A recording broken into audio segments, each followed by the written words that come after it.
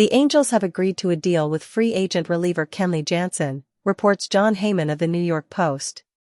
The Wasserman client will step into the closer's role and give manager Ron Washington an established option in the ninth inning. The 37-year-old Jansen is coming off yet another fine season of closing, having finished 38 games and tallied 27 saves for the 2024 Red Sox.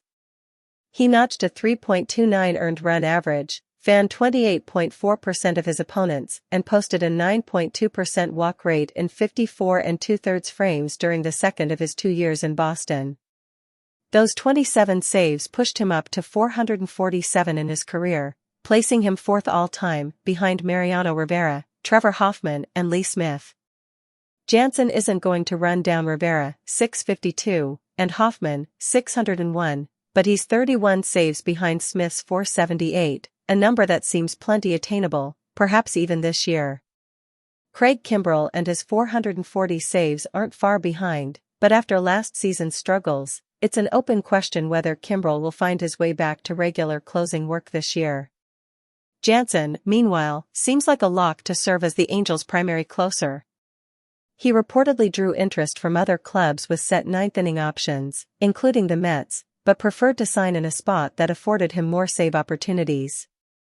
Jansen isn't the near-automatic ninth-inning powerhouse he was earlier in his career with the Dodgers, but he's still sporting a 3.42 ERA over the past 3 seasons and has never turned in a single season ERA worse than the 3.71 he logged during 2019's Juiced Ball campaign. The 92.2 miles per hour Jansen averaged on his cutter last year is right in line with his average mark from 2018 to 23, when he posted a combined 3.45 ERA and fanned just over 30% of his opponents. He allowed a career-high level of contact within the strike zone, but his 82.6% rate in that regard was still nearly 3 percentage points better than average, and Jansen still induced whiffs on pitches off the plate at a strong rate. Even though Jansen isn't an elite reliever anymore, he's a very good one who should help to deepen a Halos bullpen that lacked experience. Lefties Brock Burke, Jose Quijada, and Jose Suarez all have 4+ years of MLB service. No other Angels reliever had even 2 years of service prior to today's agreement with Jansen. Flamethrowing righty Ben Joyce, MLB's hardest-throwing pitcher, had been slated for closing duties with the Angels. He'll now drop down to a setup role that allows him to gain some more experience while giving Washington the flexibility to use his most dynamic arm in the highest leverage situations a game presents, without feeling tempted to save him for the ninth inning. Joyce, a 2022 third-rounder, averaged a comical 102.1 miles per hour on his four-seamer last year and has run the pitch up to 105 miles per hour at times. As a rookie in 2023, Joyce walked nearly 19% of his opponents in a small sample of 10 innings. He made significant gains in 2024, pitching 34 2/3 big league innings with a 2.08 ERA, 23.2% strikeout rate and 9.9% walk rate. Joyce piled up grounders at a massive 58.9% clip and tallied 4 saves and 8 holds.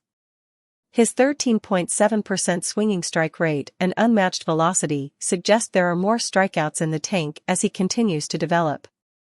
Jansen, Joyce, and that previously mentioned trio of lefties will now anchor the Angel bullpen.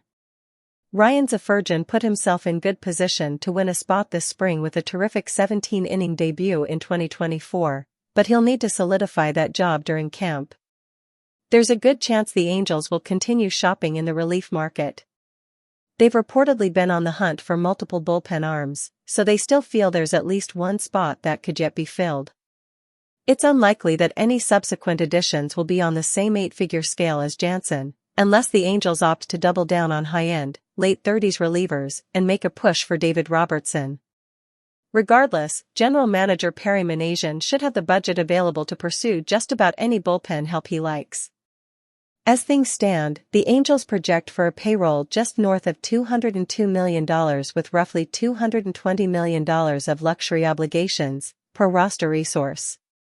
That leaves them more than $10 million shy of the franchise record for opening day cash payroll and about $21 million shy of the $241 million luxury tax threshold.